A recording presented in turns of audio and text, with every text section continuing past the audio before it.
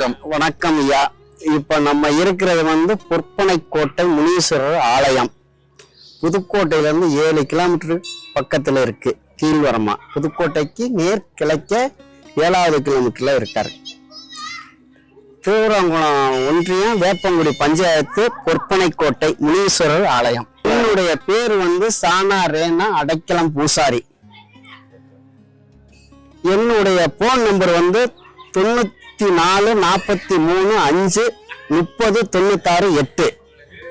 இந்த பொற்பனைக்கோட்டை முனீஸ்வரர் ஆலயம் அப்படினால் முனீஸ்வரர் என்றால் இவர் ஈஸ்வரனுக்கு கொடை பிடிச்சவர். ஈஸ்வரன் கூடவே இருந்து இந்த இடத்துல வந்து தங்கினவர் பொற்பனையா. அதனால இவருக்கு பொற்பனைக்கோட்டை முனீஸ்வரன் பேர். இந்த கோயிலுக்குன்னு சொல்லி ஒரு வரலாறு அப்படின்னு இல்லைங்களா? எப்போ எந்த வருஷத்துல இருந்து இந்த கோயில் வந்து வழிபட ஆரம்பிச்சாங்க, அத பத்தி கொஞ்சம் சொல்லுங்க. ரைட். இவர் வந்து ஒரு யுகத்துல முனிவரா இருந்திருக்காரு. ஈஸ்வரனுக்கு கொடை பிடிச்சு ரிஷியா இருந்திருக்காரு. இந்த இடத்துல வந்து சுந்தரபுரி சோழராஜன் வல்லத்து கோட்டை கட்டின ராஜன் அவருக்கு குஷ்டரோகமா இருந்து தீர்த்த இடம் இந்த இடம். இவருக்கு வந்து ஈஸ்வரன் கூடவே வந்து இந்த இடத்துல பொற்பனையா நின்று அப்படின்னு சொன்னதுனாலதான் பொற்பனை முனீஸ்வரர். பொன் பனமரமா காய்கனியோட காட்சி கொடுத்தவர்.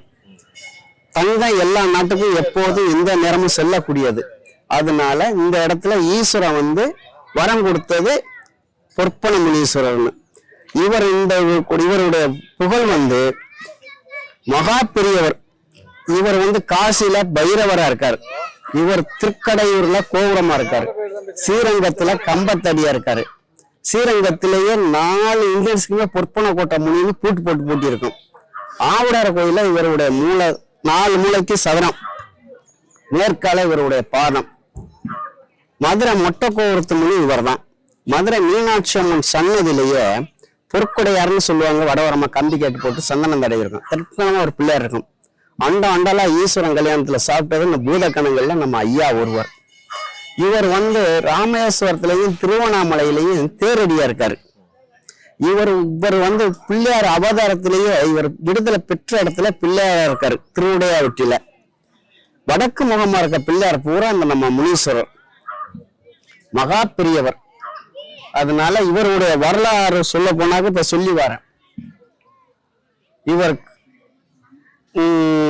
பொற்பனையா காட்சி கொடுக்கறதுக்கு காரணம் என்னன்னாக்கா சுந்தரபுரி சோழராஜனுக்கு குஷ்டரோகமா இருந்த தீர்த்த இடம் இந்த இடம். ஈஸ்வரன்